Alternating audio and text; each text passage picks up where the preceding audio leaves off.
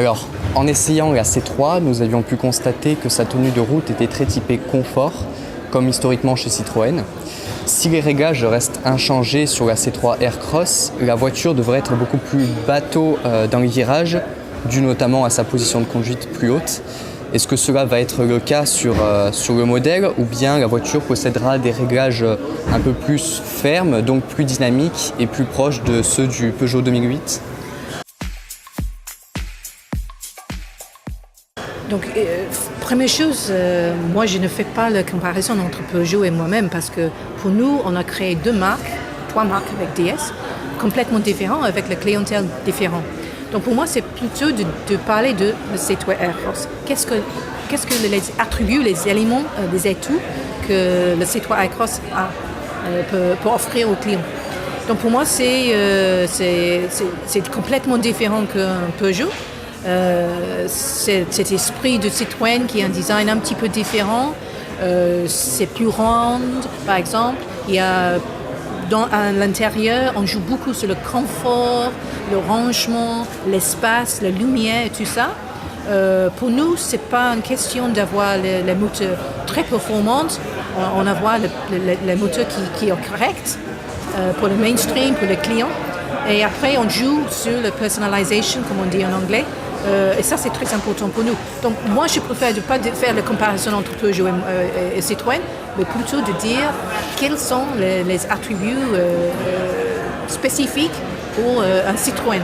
Et maintenant, c'est le design, c'est le confort. 6 mois après le lancement des ventes de la C3, Citroën nous communiquait que 60% des clients avec reprise de véhicules étaient venus d'autres marques que celles du modèle.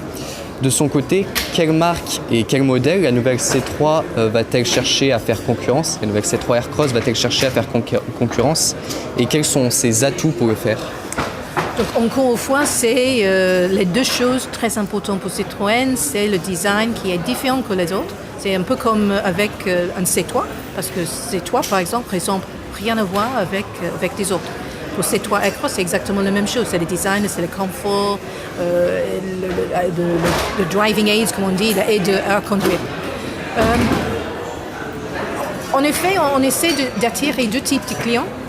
Les jeunes, avec la couleur, la modernité et tout ça. Et évidemment, la concurrence, c'est le Renault Captur, c'est le Nissan Juke, c'est toutes les voitures qui sont au milieu de cette mainstream généraliste. Donc pour nous, il n'y a pas une seule concurrent. Effectivement, c'est de jouer dans ce marché il y a beaucoup de concurrence. Et après, c'est une question d'attirer les clients avec la modernité, avec le design et avec le confort. Et aussi la modularité, parce que avec le C3 Aircross, on a un SUV à l'extérieur avec toute la modularité et l'espace d'un MPV à l'intérieur. Donc, effectivement, on a le meilleur de les deux mondes, SUV et MPV. Sur la C3 Picasso, dont la C3 Aircross remplace, nous avions pu constater que l'entrée de gamme équipée du moteur essence VTI de 95 chevaux était proposée à plus de 18 000 euros. Qui plus est, son moteur est copé de 250 euros de malus écologique. Sachant que le SUV reprend aujourd'hui la base technique de l'Opel Crossland, ces tarifs seront-ils plus abordables et plus compétitifs face à la concurrence ? C'est un petit peu tôt aujourd'hui de dire quel niveau de pricing, mais évidemment, quand on va mettre le C3 Aircross dans le marché, c'est au marché. C'est un peu comme la stratégie que nous avons fait avec les nouvelles C3, d'avoir les prix qui sont au milieu du marché. Ça, c'est très important pour nous, parce qu'on change un petit peu la stratégie de Citroën dans le passé. Dans le passé, c'est d'avoir le prix tarif un petit peu élevé avec les remises, très important. Maintenant, on a changé cette stratégie qui a commencé avec la nouvelle C3, c'est d'avoir les prix qui sont au marché, qui sont plus accessibles. Et on va suivre exactement la même stratégie avec les C3 Aircross, mais un petit peu tôt de dire à quel niveau. En découvrant la C3 Aircross, nous avons pu trouver un SUV cherchant à plaire par son confort à bord.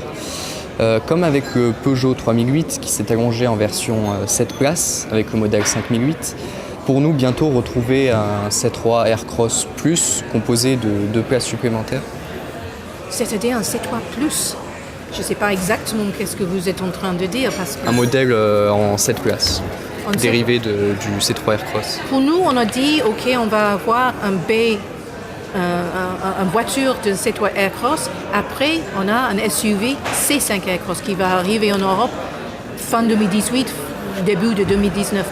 Franchement, on n'a pas pensé de faire 7 places ou 5 places. Pour nous, c'est une SUV. On préfère de jouer plutôt de modularité dans la voiture. La facilité de changer un petit peu pour faciliter la vie. Après, ce n'est pas notre stratégie de dire « OK, on va faire un 7 places, 5 places ».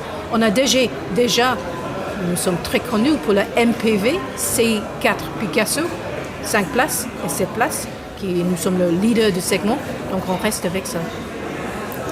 Dernière question, ces dernières années, nous avons pu voir le marché des SUV exploser, avec un C3 Aircross se voulant un SUV urbain pour la ville. Pourrons-nous bientôt voir une version hybride rechargeable arriver ? Oui, ça va arriver avec, donc effectivement c'est un plug-in hybrid électrique qui va arriver avec le C5 Aircross. C'est le plus grand que nous avons lancé pour la première fois au salon de Shanghai en avril. Donc ça va arriver en Europe à partir de 2019. Donc oui, la réponse est oui, il y aura un plug-in hybrid électrique, mais c'est sur le C5 Aircross. Okay, donc le C3 Aircross ne disposera pas de cette technologie. Non, aujourd'hui c'est plutôt, on pense que c'est pour le SUV qui est un petit peu plus important, plus grande, que évidemment il y a un match. D'accord, merci.